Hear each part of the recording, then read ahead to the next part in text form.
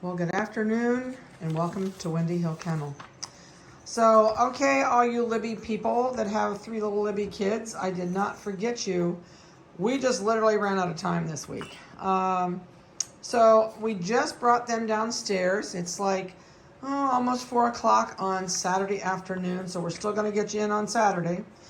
These guys have never been down here, so they're going to be a little bit hesitant. I'm anxious to see how long it takes them to get out and move a little bit. So what we did was we took weights for you guys upstairs. And I'm going to go through these with you. I'll give you weights and collars and microchip numbers. So the light blue collar, which is the Blue Merle male, he says, they just put my collar back on me and it's itching. He is 97.70. He is 6 pounds, 5 ounces today. And the Bobbsey twins in here, it's funny. The neon pink collared one, which is on the yellow ball right underneath me, she is 6 pounds, 7 ounces on the button. And the neon green collared puppy in here is exactly 6 pounds, 7 ounces. So I swear they've got to be twins. They've got to be twins. We were so shocked when we saw the weights on. They were exactly the same today when we weighed them. But they're doing really good. They are not too far from going home. They're coming in the house this week. I've got to go to U-Haul and get some more big boxes because we box train them when we bring them in. So that's my schedule this evening. I'm going to have my husband run me to town and we're going to U-Haul and get some big boxes. Which I know that sounds funny, but we'll probably send you a picture once we get them in and get them in their boxes. But the boxes become their security blanket, and they don't cry when we take them away from mom. They're doing really good. I think she has about had it. I think she's ready to be gone of puppies. And so we're excited to also get them away from her and let them become more used to everything. And they'll be in here. We'll do inside videos when it's really, really bad. And we'll do them down here. So, of course, okay, we found the fringe. We will probably do, since this is their 6-week video, we will probably have 1 or 2 more videos before they go home. We kind of wish they would get away from the edge of this and go play, but they're not doing that today. They're just trying to get used to a new area, new smells, never been down here. We've had them up in the house for about the last 3 hours, and they've been doing really good. Nobody cried. Nobody's looked for mom.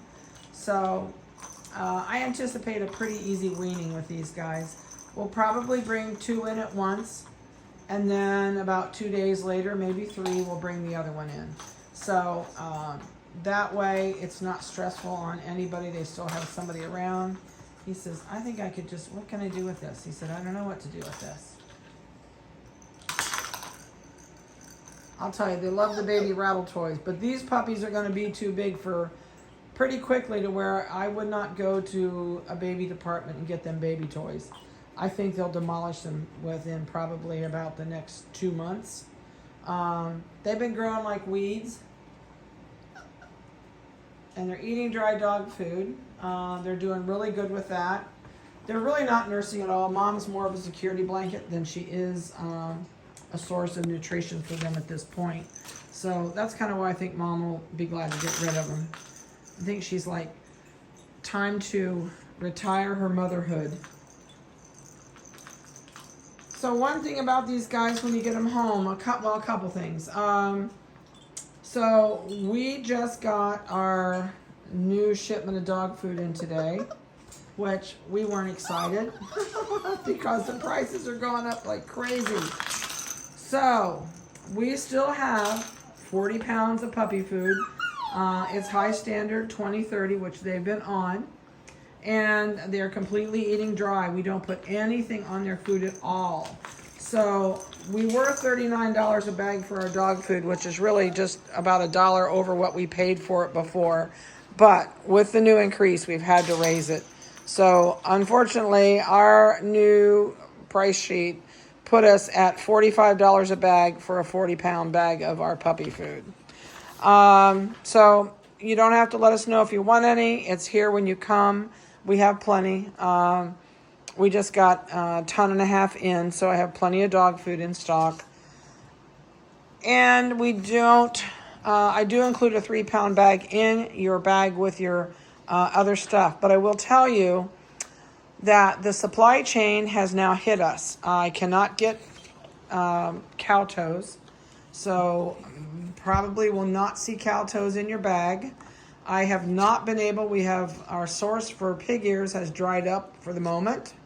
I'm going to check today and see if hopefully they've come back in, but I don't think so. I know I checked 2 days ago and they had not seen them and didn't know when they would have them back in. Bully sticks are getting tough to find. Some pet stores still have them, but I can't afford pet store prices. We buy bulk. So you might find things like that at your pet store. But even our stuffed toys that we've always sent home, we are almost out and we are having trouble finding bulk stuffed toys. So we are reverting to blankets. So I think we're going to, we bought some really nice plushy blankets at Christmas time, and we are going to cut them in squares. I'm going to run them through a serger, bind the edges on them, and then I think you'll have a snuggy blanket to go home with everybody if we cannot find a source for some more toys. I can't believe this. We haven't had an issue with anything in the dog stuff, except for clippers, of course, but we've been able to find those through our suppliers. But right now, even they are dried up on clippers. So I know I ordered a dog dryer because one of mine took a dive on me, and I had to prepay for it. So that was about $550, and I haven't seen it in 9.5 weeks, and it was supposed to be here in 6. So I'm about ready to cancel my charge card and go to another alternative. I have a commercial dog blower, which it's a handheld dryer, which I don't like. So I tell you, it's starting to affect us, which we thought it never would, but yep, it's reaching us finally. I know, I see you. I'm not going to talk to you.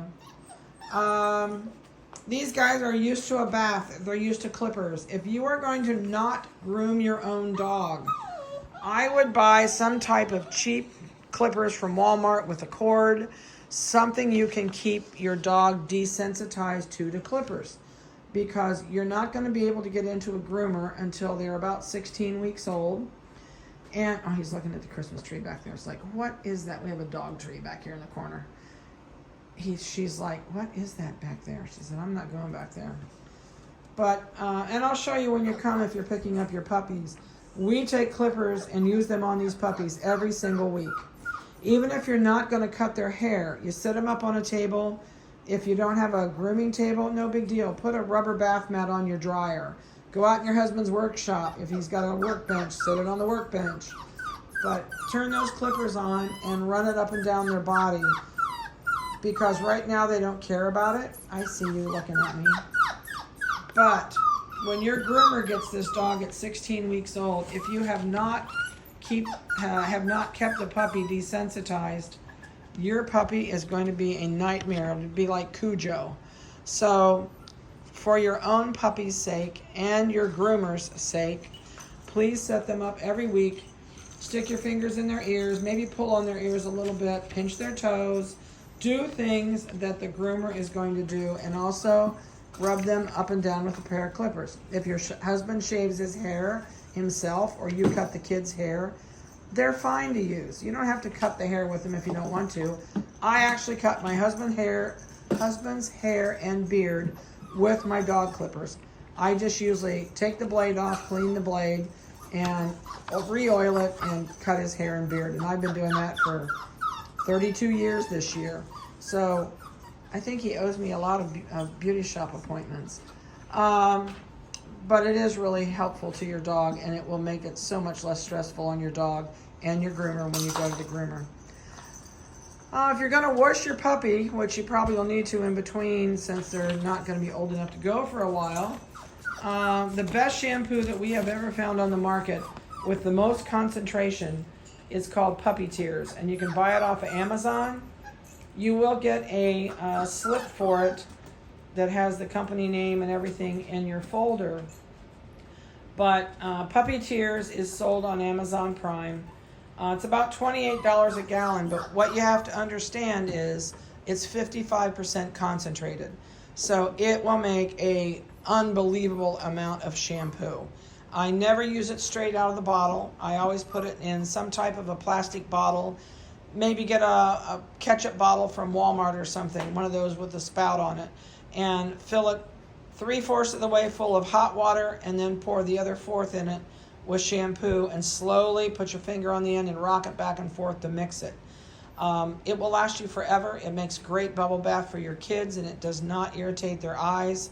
My granddaughter used to bubble bath in it when she was little because she could not use Mr. Bubble or the commercial ones because it would bother and give her a bladder infection. So the shampoo is awesome. I've even had to wash my hair in it when I've run out of shampoo. So I can attest it works good. If you do wash your dog at home, please don't let it run around wet. It's like you taking a shower and not towelling off completely and walking around buck naked in the middle of winter in your house. It's cold. Their body temperature is 101 degrees for a normal body temp. So when they get out of that tub, they're cold. So rub them really dry with a towel and teach them to let you use your hair dryer on them. Start it out on low, hold it away from them so the noise doesn't bother them, and then start blowing the coat. And when, keep a hold of their collar, talk to them, and eventually they're going to get used to the dryer, and they'll come running when they hear the dryer on because they want you to blow their coat. So it is easy to do these guys at home. You just have to kind of improvise if you don't want to buy the expensive dryers that we all use.